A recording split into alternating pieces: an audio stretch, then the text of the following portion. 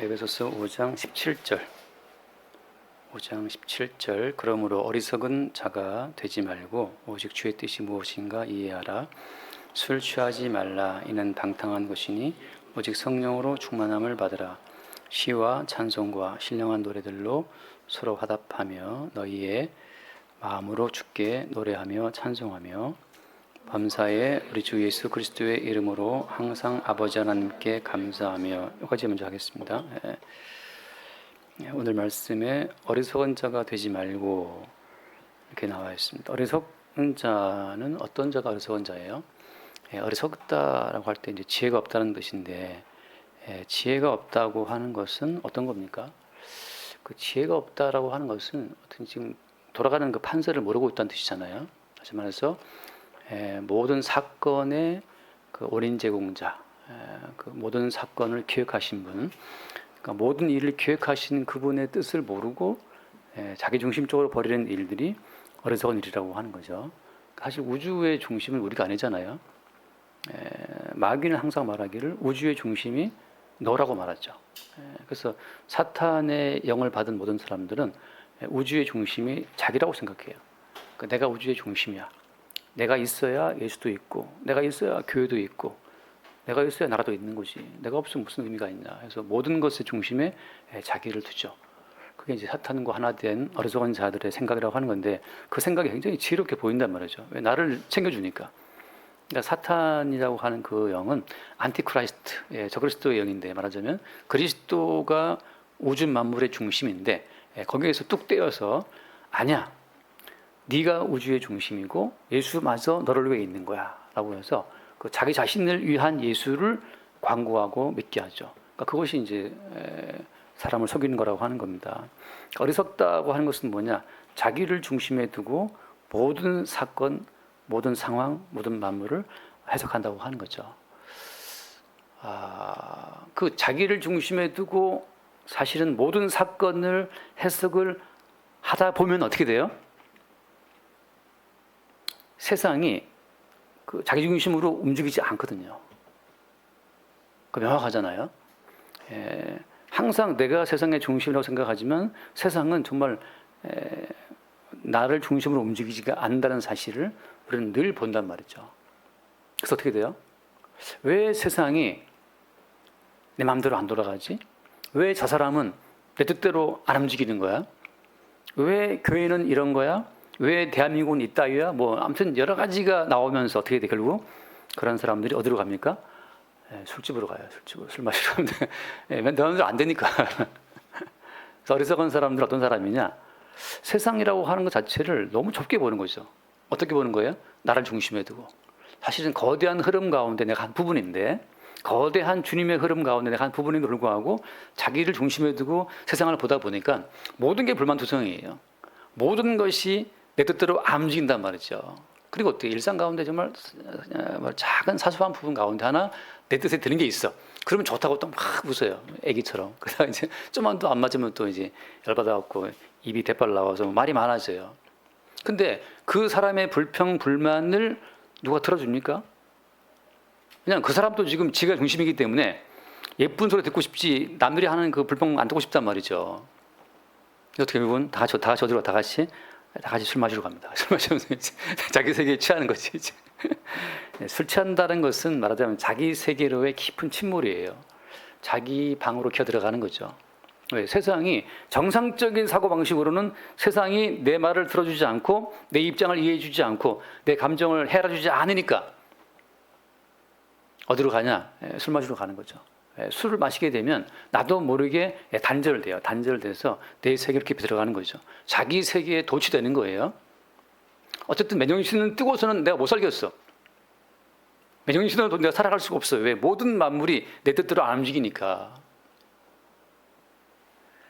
이 코페르니쿠스적 어떤 그 발상이라고 하잖아요. 왜냐하면 옛날에 사람들은 태양이 움직이고 별이 움직이니까 지구가 중심인 줄 알았단 말이죠. 지구의 중심인 나를 딱 기준에 박아놓고 나서 태양도 움직이고 별도 움직이니까 내가 우주 만물의 중심이야 라고 생각했잖아요.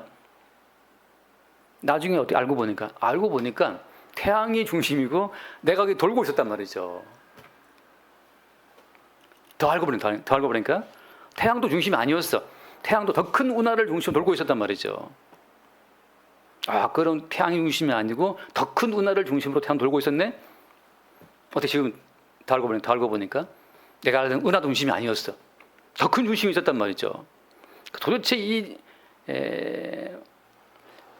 말하자면 모든 과학자들이 물리학 앞에서 이게 뺨 맞고 돌아간다 하잖아요. 무기공학과, 원자력, 생물학 다 와서 물리학자한테 다 맞고 돌아가는데 유일하게 물리학자를 패고 가는 데가 있대요. 그게 천문학자라면 천문학자.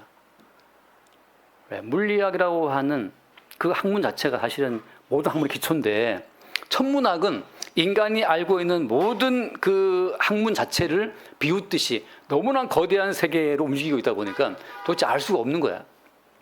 미시 세계에는 맞지만 거시 세계에는 맞지 않고 거시 세계의 논리가 미시 세계에 안 통하고 이 복잡한 모든 상황을 보면서 도대체 우주는 도대체 어떻게 움직이고 있는 것이냐.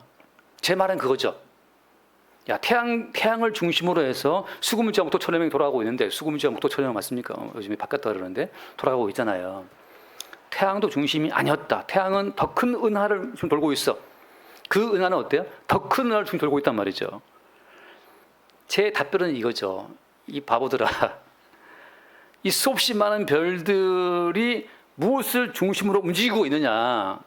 성경에 나와 있잖아. 모든 천지 만물이 주를 위하여 주로 말미암고 주에 의해 돌아가고 있단 말이죠. 이 거대한 우주가 그리스도 예수의 중심점을 찍어두고 그리스도 예수를 위해서 움직이고 있는 거예요. 눈에 보이는 현상 세계를 아무리 들여다봐도 그리스도 예수를 중심에 두고 모든 만물이 움직여나가는 그 사실이 보이지 않는데 계시의 세계를 기록한 성경을 보니까 성경에는 뭘 말씀하고 있는 거예요? 모든 만물이 처음부터 그리스도 예수를 만유의 주로 세우기 위해서 기획되었고 창조되었고 지금 또 움직이고 있다는 사실을 선언하고 있단 말이죠. 그렇구나. 이 모든 만물 자체가 그리스도 예수가 만유의 주라는 그 사실을 증거하기 위해서 지금 또 지구는 태양주위를 돌고 태양은 은하주위를 돌고 그 은하는 더 큰 은하주위를 돌고 그 더 큰 은하는 사실 그리스도 예수를 중심으로 해서 움직이고 있다는 사실을 성경만이 말해주고 있는 거죠. 그러니까 이렇게 거대하게 움직이는 만물 가운데에서 먼지 한 털만도 못한 인간이 나를 중심으로 지구가 움직여야 돼. 날 중심으로 우주가 움직여야 돼. 날 중심으로 너도 움직여. 나 중심으로 너도 움직여. 다 무릎 꿇어. 그러다가 이제 뺨 맞고 이제 칼빵 맞고 가는 거죠. 이제 왜냐하면 만물은 내 마음대로 안 움직이는데. 우리 애들 키우잖아요. 애들 키울 때 우리 주은이가 엄마 뜻대로 내 어머니 애써 어머니 알겠어 이렇게 고분고분 걱정합니까? 내가 내 아이도 내 마음대로 안 움직이는데 도대체 우리가 무슨 오만한 마음을 품고 세상 모든 만물을 내 뜻대로 복종시키기를 원하냔 말이죠. 그 자체가 어리석은 자요. 어리석은 자가 되지 말고라고 하잖아요. 어리석은 자가 되지 말고 뭐라고 했습니까? 오직 주의 뜻이 무엇인가 이해하라. 주의 뜻이.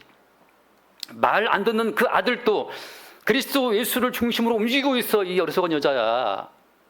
지금 박사님 하는 말씀 아니에요. 예. 그냥 모두 엄마를 두고 하는 말인데 말 안 듣는 그 딸도 그리스도 예수를 중심으로 움직이고 있어. 이 어리석은 아빠야 라고 말하는 거죠.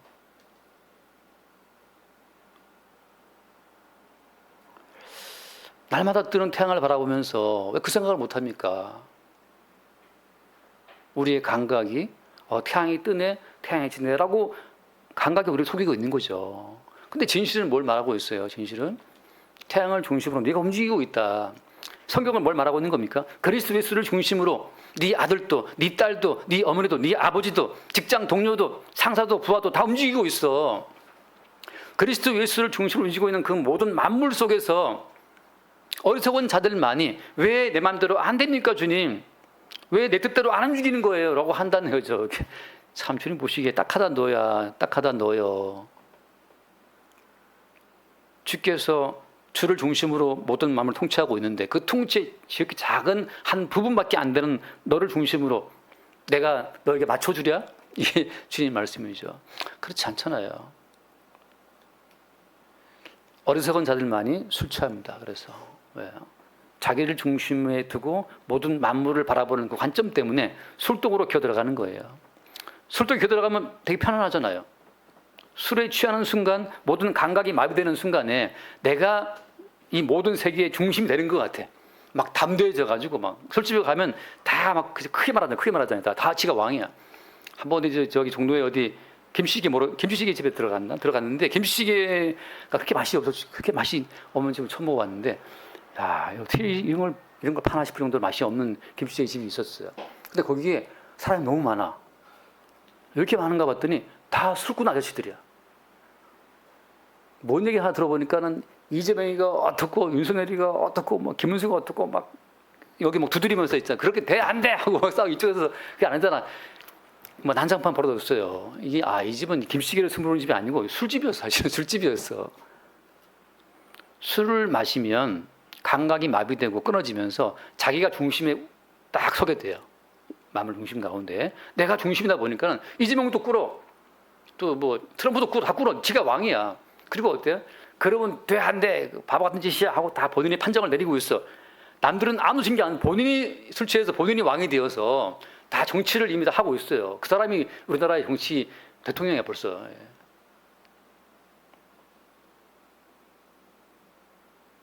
술에 취하면 목소리가 높아지면서 본인이 모든 만물의 주권자가 됩니다. 이걸 뭐라고 해요? 잠깐 잠언의 말씀 보면, 잠언 23장 말씀 보면, 잠언 23장에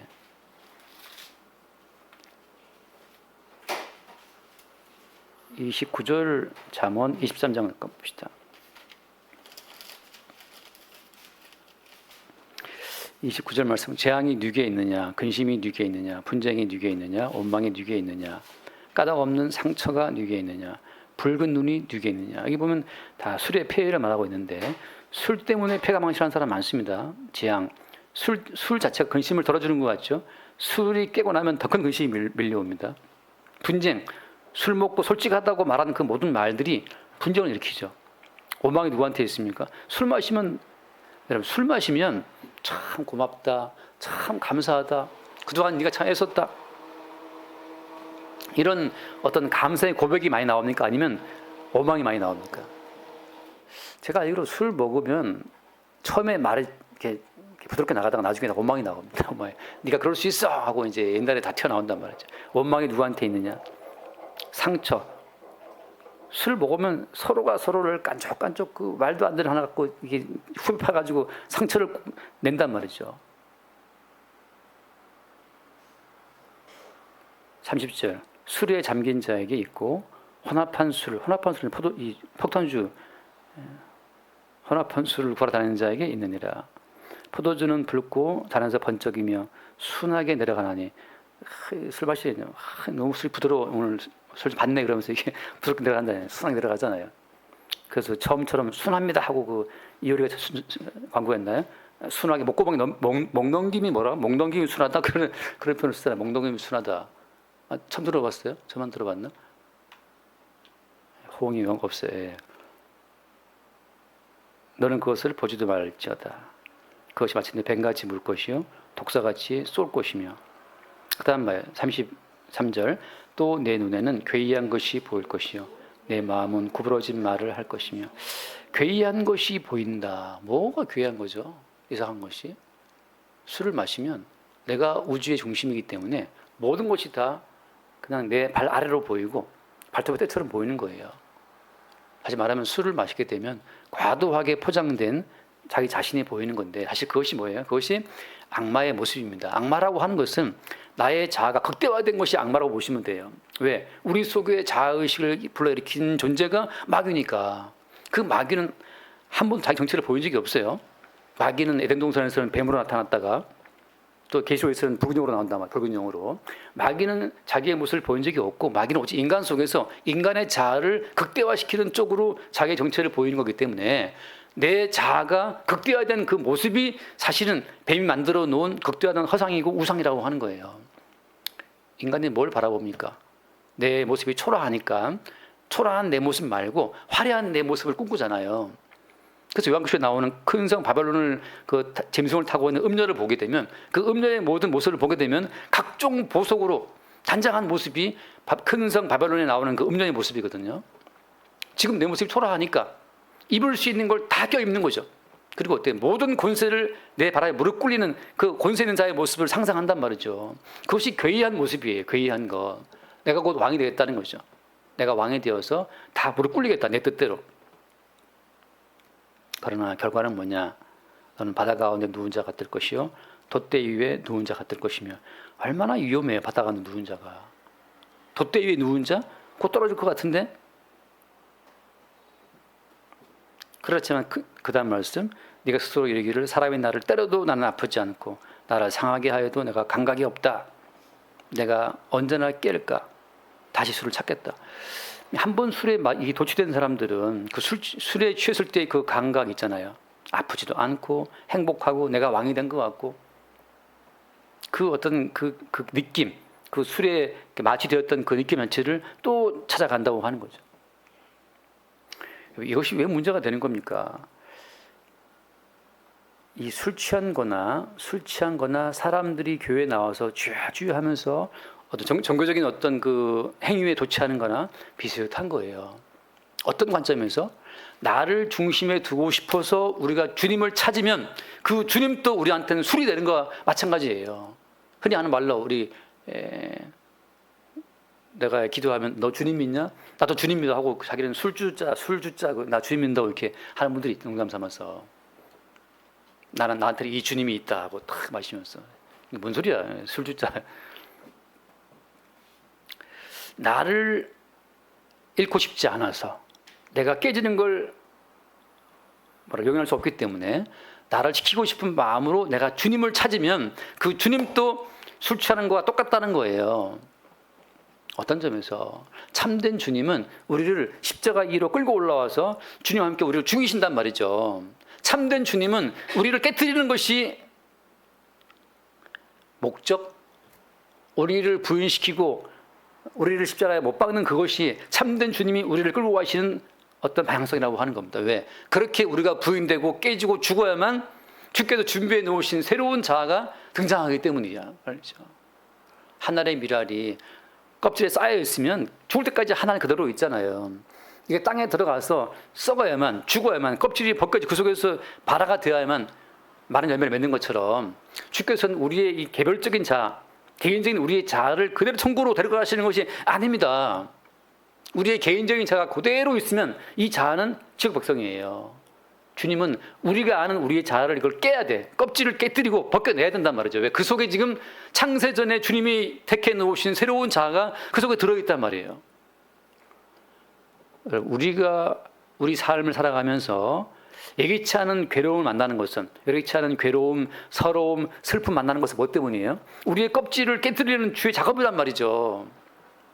네가 아는 너는 허상이니까 네가 아는 너라고 하는 존재는 어때요?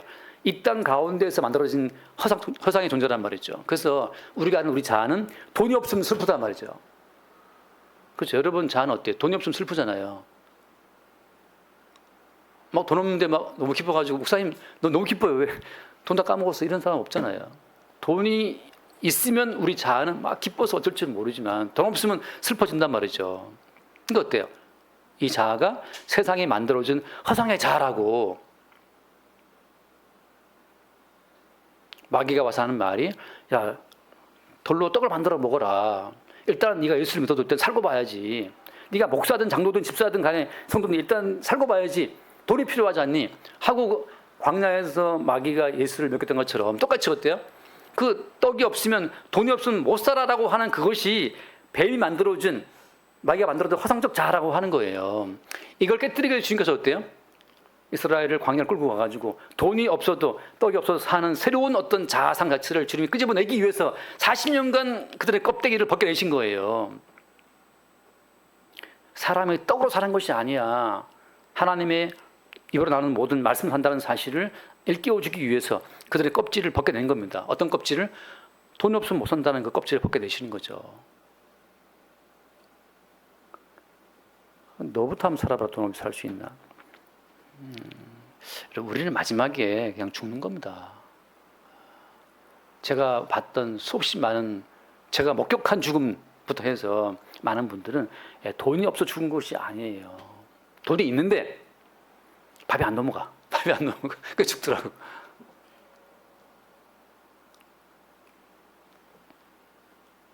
아니, 떡이 없습니까? 돈이 없습니까? 있잖아. 있는데 왜 죽지? 안 넘어가니까 죽는 거죠. 사람들의 착각이 그거잖아요. 아, 돈이 있으면 살 수 있을 거야. 아까 기도했던 자매처럼 아침에 눈 뜨는 것도 어때요? 아, 돈이 있는데 왜 눈을 못 뜨지? 그게 아니란 말이죠. 있어도 이병철, 이건희, 미국에 있는 스티브 잡스, 지금 잡스 막내딸이죠. 영국에서 결혼했다 하더라고. 근데 뭐 결혼식 비용만 뭐 19억 들었다나 졌다나 그래. 부러운가?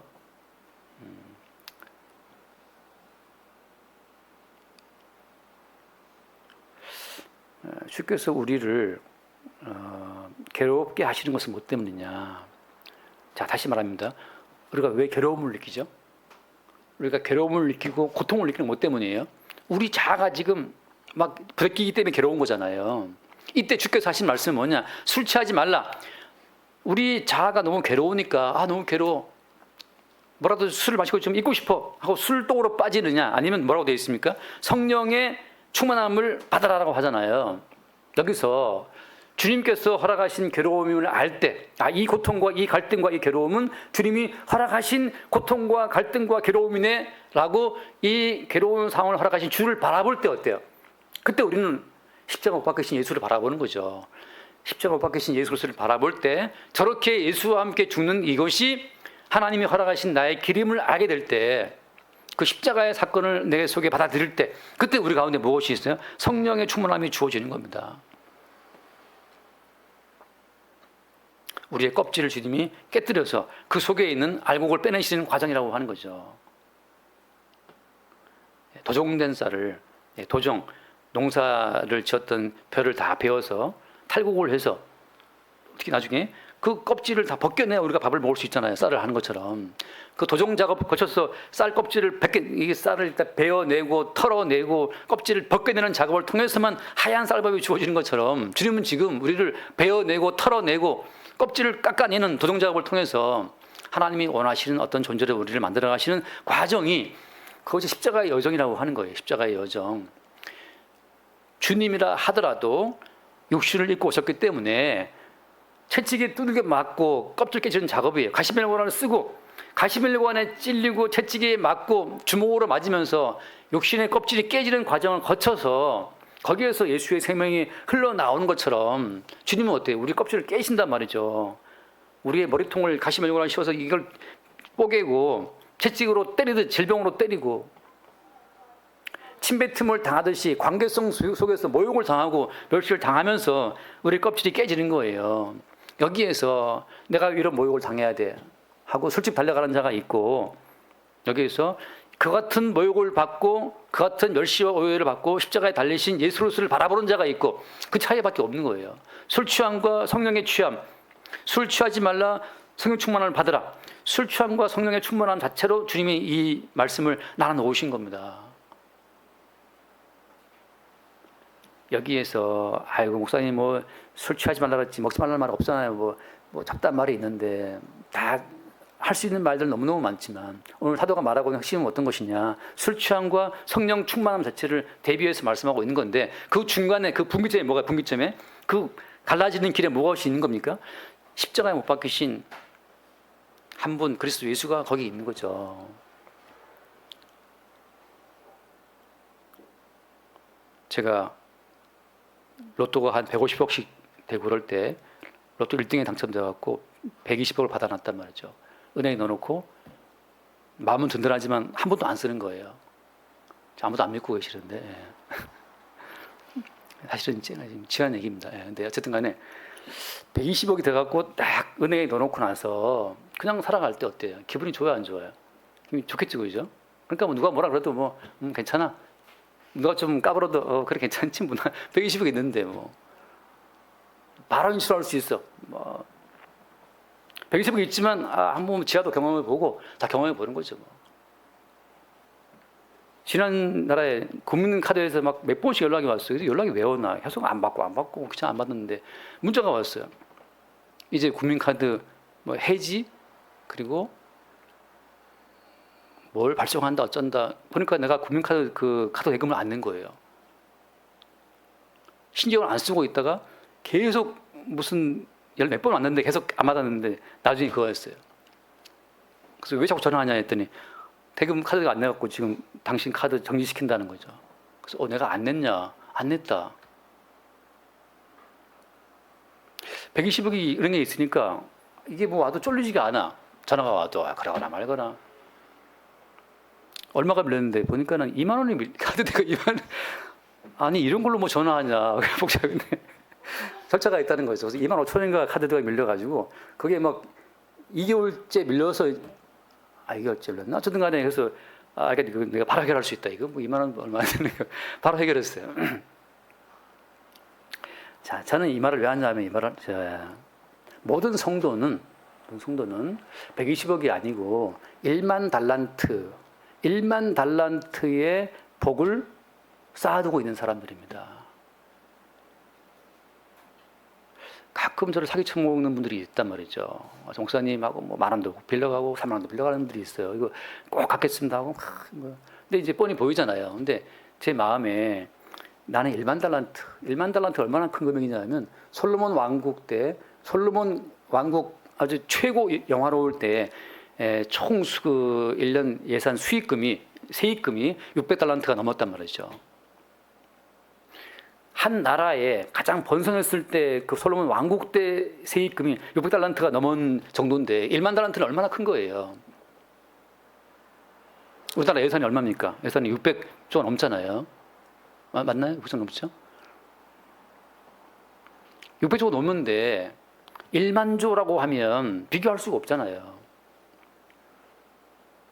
나중에 니들이 속에 그래 좀 뜯어 먹어라. 나는 뭐 1만 조가 3조, 5조, 서장훈이가 3조라며, 서장훈이가 3조 맞나요?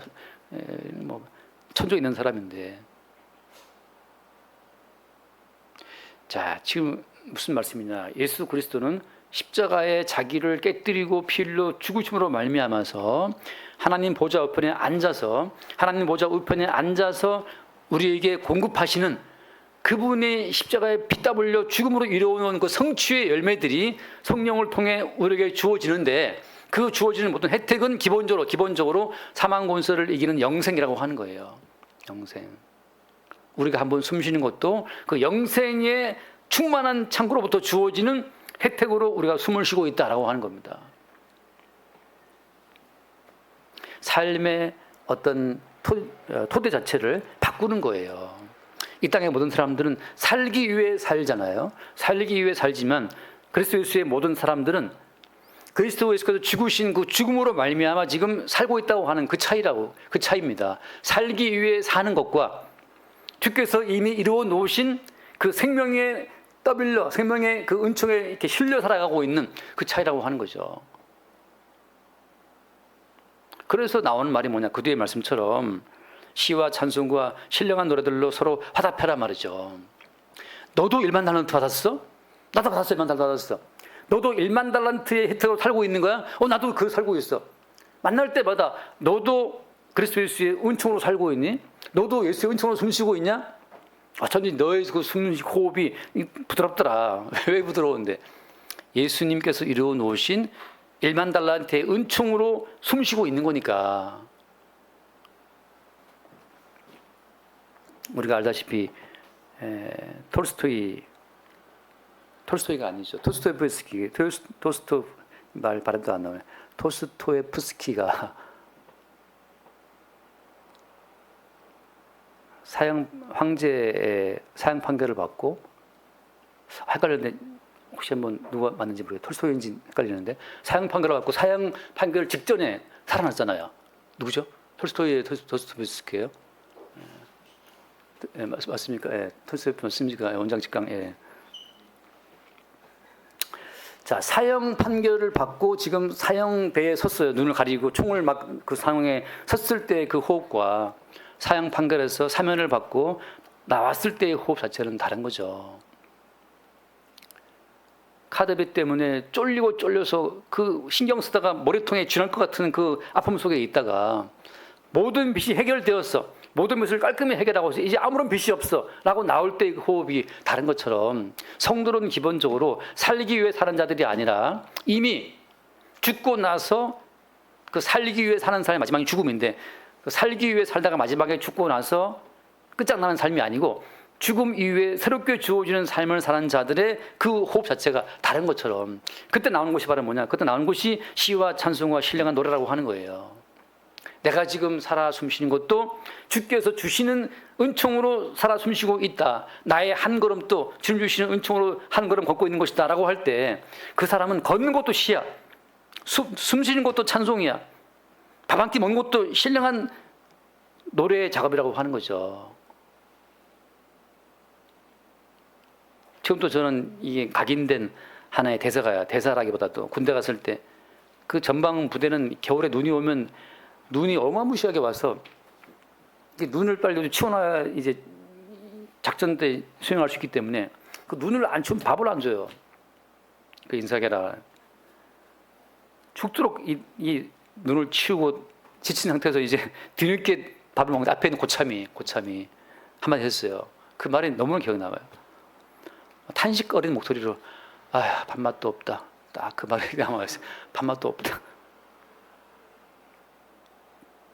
사실 저는 밥맛이 좋았거든요. 그때 맛있게 먹고 있었는데 무슨 말이냐, 살기 위해 살면 밥맛이 없습니다. 근데 매 순간 죽음에 들어갔다가 주님이 죽음 속에 집어넣었다가 새롭게 끄집어내는 그 삶 가운데에서는 밥맛도 좋은 거죠.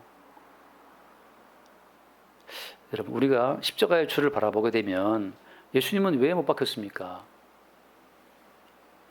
그 예수님께서는 왜 우리를 십자가로 끄집어 올리시는 거예요? 우리에게는 다른 어떤 선택의 여지가 없어요. 성도에게는 주님이 가신 십자가의 여정을 따라갈 뿐입니다. 한 번 더 읽어봅시다. 민수기 21장 4절 말씀 보면 주님께서 의도적으로 이스라엘 백성들을 그렇게 인도했다는 사실을 우리가 볼 수 있어야 되는데, 민수기 21장 4절 백성이 호르탄에서 출발하여 홍해의 길을 따라 에돔 땅을 우회하려 하였다가 길로 말미암아 백성의 마음이 상하느라. 이거 누가 이 길 주도하신 거예요? 주님께서 그렇게 에돔 땅을 삥 둘러서 그냥 직진 가면 좋은데 여러 가지 사건 때문에 또 돌아간단 말이죠. 그래서 너무 길이 험해서 백성 마음이 상해버렸어요. 너무 괴로운 거죠. 그래서 5절 말씀에 백성이 하나님과 모세를 향하여 원망하였되 어찌하여 우리를 애굽에서 인도하여 내어 광야에 죽게 하는가. 길이 힘드니까 이제는 어때? 먹을 것도 없고 물도 없고 하찮은 음식을 싫어한다 하고 원망했단 말이죠. 우리가 생각합시다. 기본적으로 이 땅 자체는 어떻게 살아도 원망 어린 땅이에요. 이 땅은. 이재용 씨는 행복하다고 생각합니까? 일론 머스크는 행복할까요? 트럼프는 행복합니까? 생각합시다. 어떤 인간도 이 땅은 행복한 인간이 없어요. 블랙핑크는 행복할까? 로제는 뭐 아파트 벌어서 행복하겠습니까? 목사는 행복할까요? 괜히 딴 사람 부러워하면 저 사람은 좋겠다. 나는 왜 이 모양이지? 비교한단 말이죠. 근데 어때요? 에덴 동산 바깥은 어디나 다 똑같이 고통스러운 길이고 우리 마음을 상하게 만드는 세상이란 말이죠. 그냥 단정을 지어 어디에도 행복은 없어요. 프랑스의 행복 어디 있냐면 행복은 없어요. 그 사람은 좋겠다. 바보 같은 생각이에요. 그런 생각이란 말이죠. 그 사람을 부러워하면 술을 마셔. 그 사람은 좋겠다. 이 땅에 좋은 사람은 아무도 없어. 이재명 대통령은 좋을까? 김혜경 여사는 좋을까? 좋은 거 아무것도 없어요. 뭐 김혜경 여사 또 뭐 쿠폰 들고 뭐 시장 가서 장 보면서 많이 파세요 하고 뭐 하던데 그것도 시조하기도 힘들어요. 요지는 무엇이냐? 에덴에서 인간을 추방하신 하나님 말씀이 뭐냐 하면 가시가 나고 엉겅퀴가 나고 이마에 땀이 흘러야 되고 남편을 사모해야 되고 너를 다스려야 되고 해산한 고통이 따라오게 되고 어디나 고통스러운 땅이란 말이에요. 바깥은 오은영 박사가 상담해 주면 행복한 땅이 되겠습니까? 안 된단 말이죠. 뭘 바라보는 거예요. 오은영에도 뭐 안 골랐다면서요. 아닌가? 완치됐어요? 예. 곧 죽겠지, 이제 나이 먹었으니까 이제. 저주를 해라, 저주를. 예.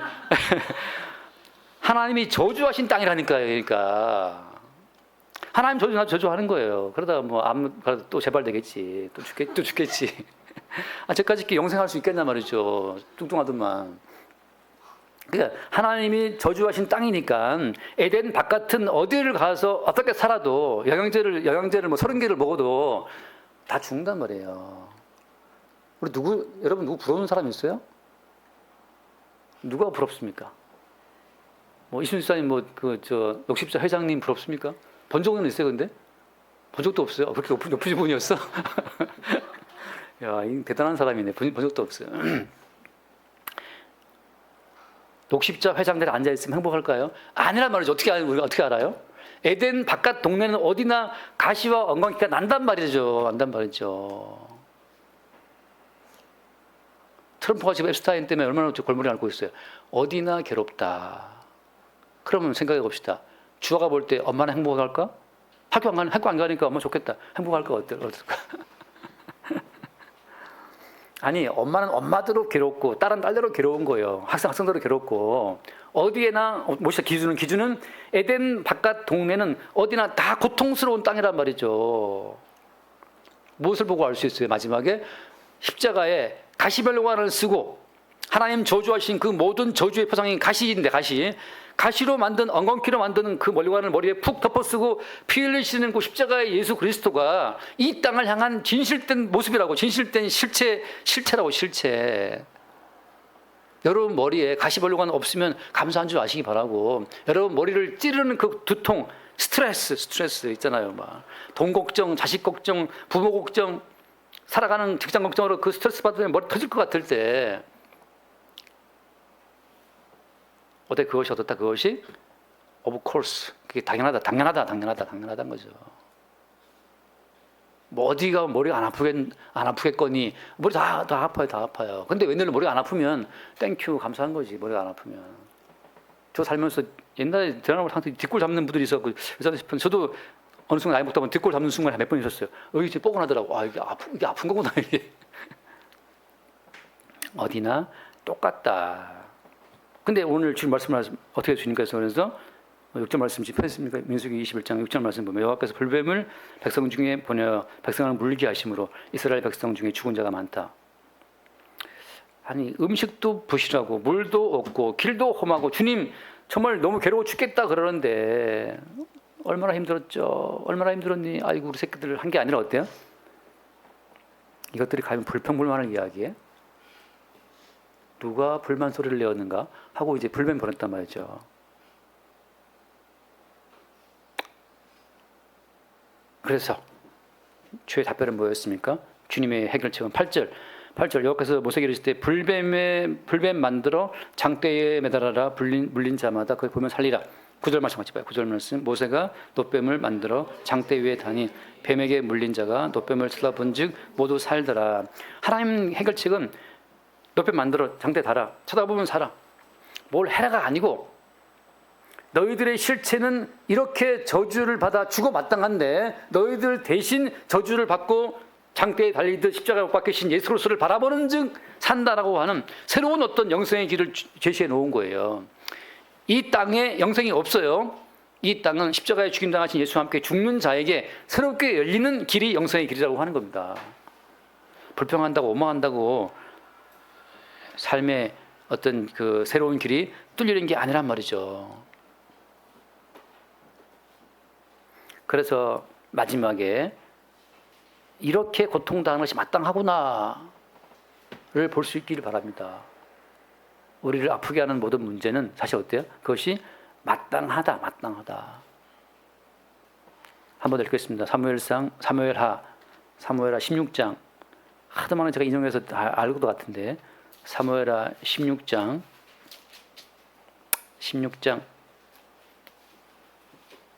9절 말씀. 사무엘하 16장 9절. 자, 스루야의 아들 아비새가 왕께 여짜오되 이 죽은 개가 어찌 내 주 왕을 저주하리이까? 청하건대 내가 건너가서 그의 머리를 베게 하소서. 같이 봅시다. 10절 왕이 이르되 스루야의 아들들아 내가 너희와 무슨 상관이 있느냐? 그가 저주하는 것은 여호와께서 그에게 다윗을 저주하라 하심이니 내가 어찌 그리하였냐 할 자가 누구겠느냐?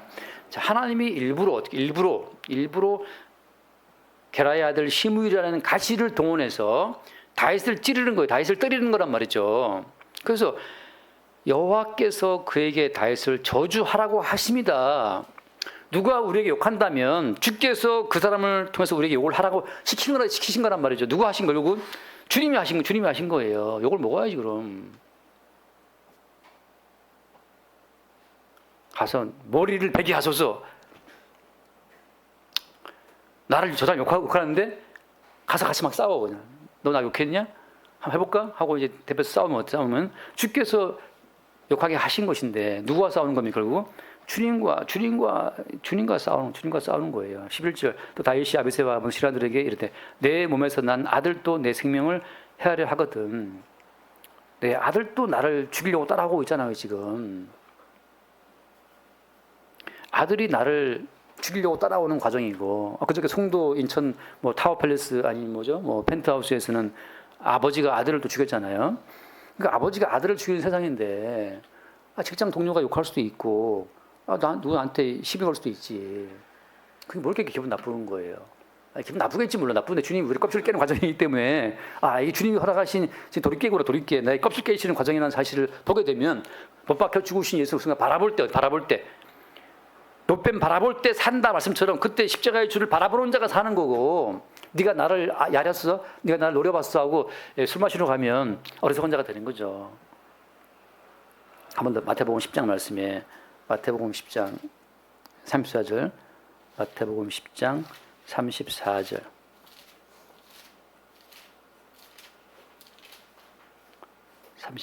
내가 세상에 화평을 주러 온 줄로 생각하지 말라. 화평이 아니요 검을 주러 왔다. 여러분 기본적으로 세상을 바라보는 컨셉은 어떤 겁니까? 가시와 엉겅퀴의 땅이고 기본적으로 어때요? 기본적으로 이 땅은 화평의 땅이 아니고 검으로 서로를 찌르고 베는 땅이라는 사실로 세상을 볼 수 있기를 바랍니다. 그렇게 서로가 나에게 검을 찌르고 검으로 나를 베야 마땅한데 저 사람이 나에게 웃음을 주었다면 나에게 커피 한 잔을 사주었다라면 이건 그리스도 예수의 은총으로 주어진 새로운 차원의 선물이란 말이죠. 물론 내부를 수도 있으니까 조심해야겠지만 내가 온 곳은 사람이 그 아버지와 딸이 어머니와 며느리가 시어머니와 불화하게 하니까 그러니까 딸과 엄마가 싸우는 것은 어때요? 마땅한 거 당연한 거예요. 주님이 싸움 붙이러 오신 분이니까. 아버지와 자식이 싸운다 어때? 이것은 주님이 싸움 붙이러 오신 분이에요. 딸과 엄마를 박치기를 시켜서 껍질을 벗기는 과정이니까 껍질을 벗겨야 그 속에 주님이 담아놓으신 창세전에 주님이 택해놓으신 새로운 자아가 돌출되어 나오니까 어떤 자아입니까?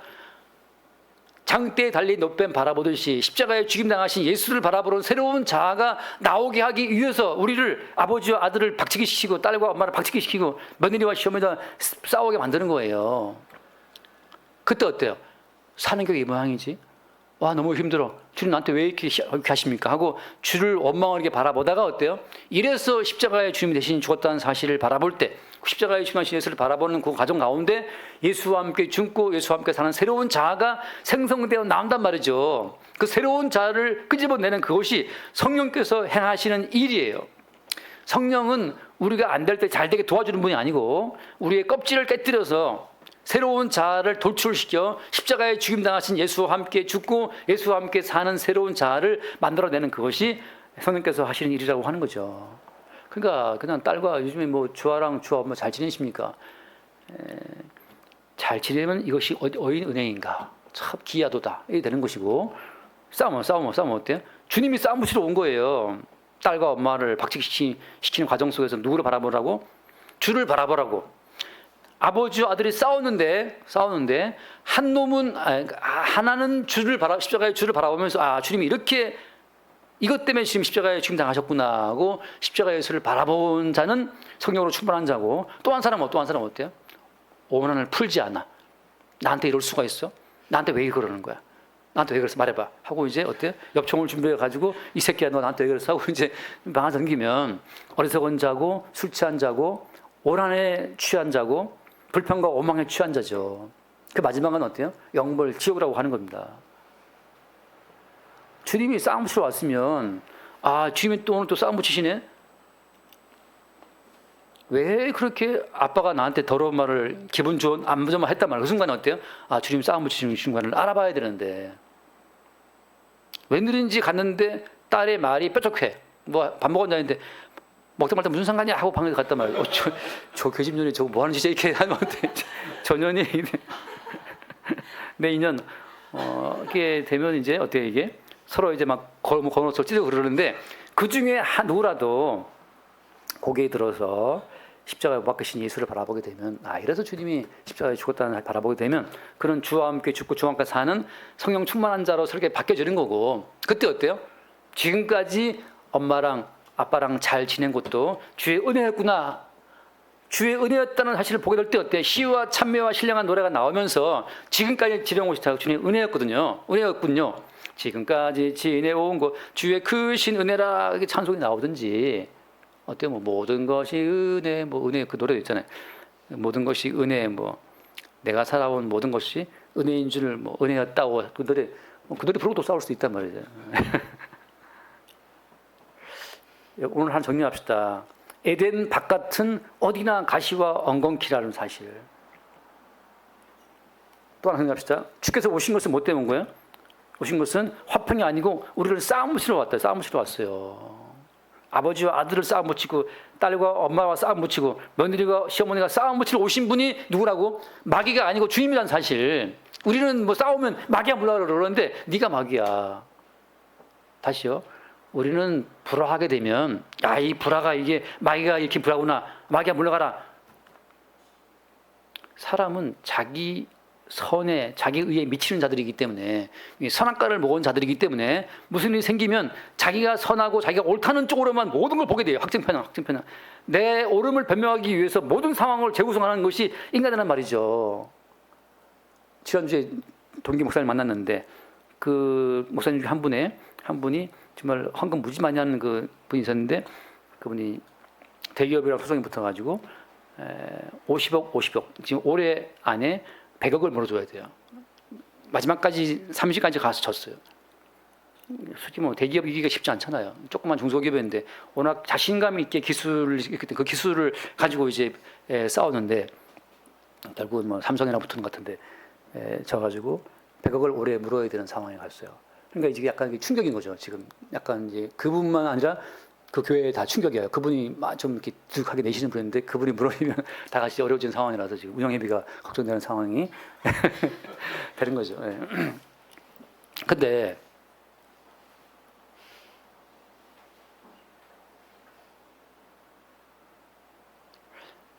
잠깐 놓쳤어요. 이게 왜 했을까? 주님은 우리를 싸움 붙이러 오신 분이기 때문에 뭐 마귀야 물러가라 이런 것이 아니고 그때 뭘 바라보는 겁니까? 우리를 무너뜨리고 좌절시키고 다시 말해서 그 IT 기술 업체인데 거기 회사는 조그만 회사는 그래도 뭐 매년마다 몇백억씩 돌아가는 회사긴 하지만 근데 생각해 보세요. 화평이 아니고 거물주로 왔기 때문에 어디에나 어때요? 다툼이 있고 분쟁이 있다는 사실을 말하고 있는 겁니다. 어디에도 분쟁, 다툼 없는 세상은 없어요. 당연한 거죠. 그래서 주님께서 우리를 어디로 부르시는 겁니까? 우리를 그리스도 예수의 십자가의 죽으심으로 부르는 거예요. 그러면 십자가의 죽으심을 거쳐서 다시 이 땅을 보게 되면 진짜 호흡 한번 또 주의 은혜가 되는 거죠. 자, 돌아가서 마칩시다. 시간이 또 가서. 자, 이제 한 번 더 봐요.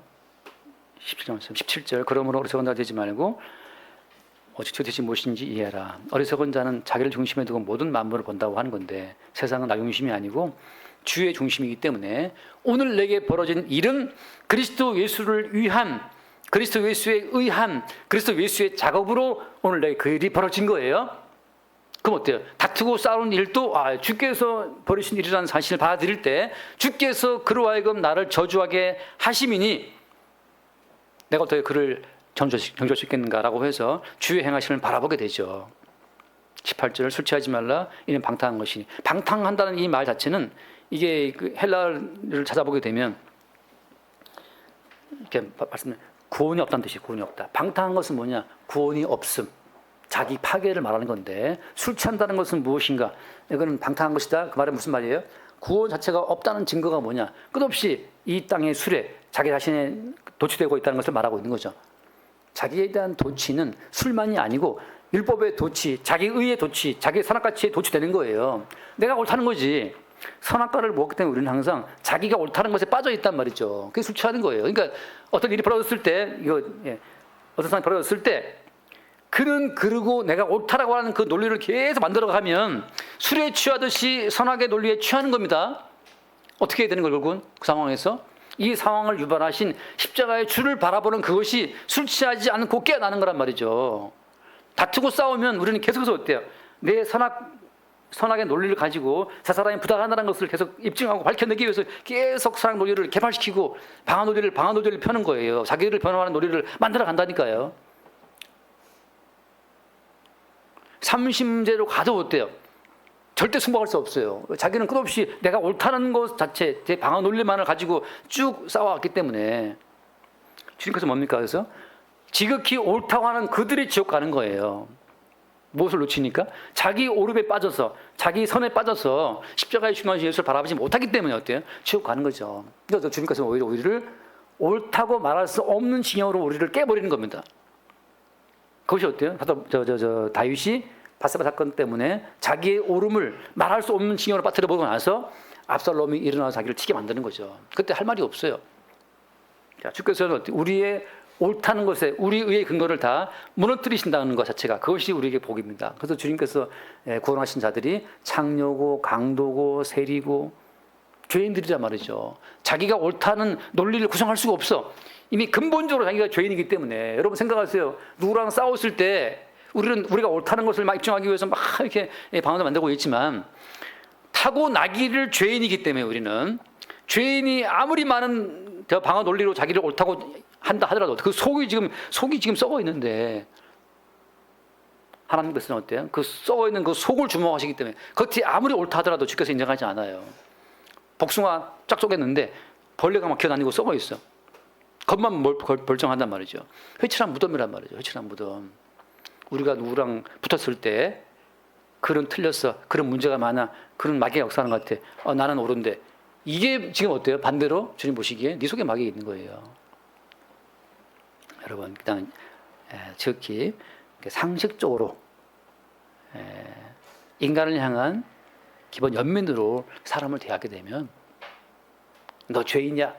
마귀 달렸어. 그런 말 할 것도 없어요. 그냥 우리 모든 인간이 다 주님 보시기에 악한 영에 잡힌 자들이기 때문에 그냥 불쌍히 여기는 마음으로 그를 대합시다. 사람을 대할 때. 그 누구 한 말처럼 큰 일은 원칙으로 분별을 하고 작은 일은 그냥 연민으로, 긍휼로. 남편과 아내가 싸울 때 그래 당신이 얼마나 힘들면 이렇게 아닥바닥 대들겠냐. 그 정도 보면 되는데 뭐 네가 옳다고? 한번 따져볼까? 그래 누가 옳은지 하고 이제 만들어 갖고 선악 따지게 되면 어떻게 돼요? 마귀한테 잡히는 거죠. 모두가 다 그래 네가 얼마나 힘들면 그러겠냐. 그 자식이 꽉 하고 들어갔어. 이런 못된 모모님이 나와 너 지금 무슨 말버릇이야? 이건 자체 어때? 이게 아니고 그래 사는 게 얼마나 가시와 엉겅퀴면 힘들면 그러겠냐 하고 그냥 연민으로 볼 수 있는 그 정도 어떤 좀 이게 가비야운 좀 가비운 마음가짐이 있으면 좋겠는데 그걸 보고 또 저 악한 형 들어가서 저랬다고 왜 이렇게 심각하게 모든 문제를 보냐면 말이죠. 원칙은 그거지만 어때요? 우리가 삶을 대할 때는 사실은 뭐 큰 문제 아니잖아요. 그저 한 돈 3만 원 주면 다 풀릴 문제예요. 나가 저 팥빙수 먹고 하면 다 풀릴 문제인데 그걸 안 쳐놓고 이게 그러면 돼 안 돼 하고 딱 박도 풍기하고 날 더운데 열받아요 서로. 할 말은 많으나 여러분 더운 날씨에 또 우리가 술 취하듯 자기 의에 빠져버리면 주님이 이루어 놓으신 긍휼을 놓치게 됩니다. 항상 우리 삶 가운데 용서받은 그 죄인이 숨쉬는 그 호흡, 그 걸음걸이로 시와 찬송과 신령한 노래가 우리 가운데 흘러나올 수 있도록 그 은혜가 있기를 바랍니다. 기도하겠습니다.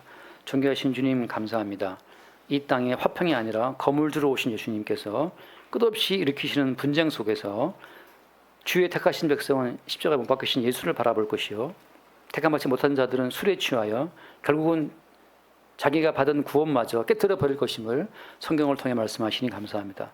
날마다 술 취하듯 자기 의에 취하지 않게 하시고 오직 성령의 충만함을 받아 그리스도 예수의 십자가 은총으로 주어진 삶을 누릴 수 있도록 인도하여 주옵소서. 우리 주 예수님을 거드립니다. 아멘.